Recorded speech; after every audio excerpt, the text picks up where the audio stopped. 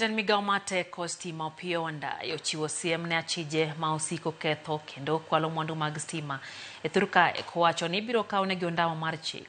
Jan migao no ne wuoyo kar dak ma Kibra kama ne odhi yawo ayanga chenro mar chiwo stima ne jodak.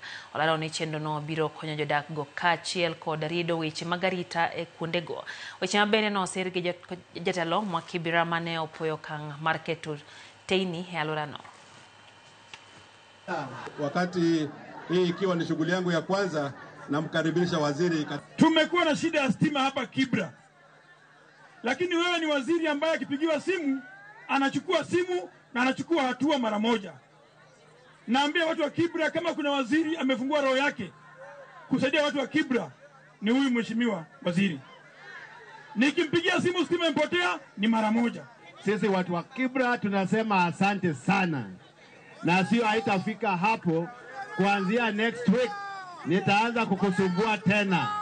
Lazima taa ipite Lindi na line 7 na hapa pali tuko hapa sahihi.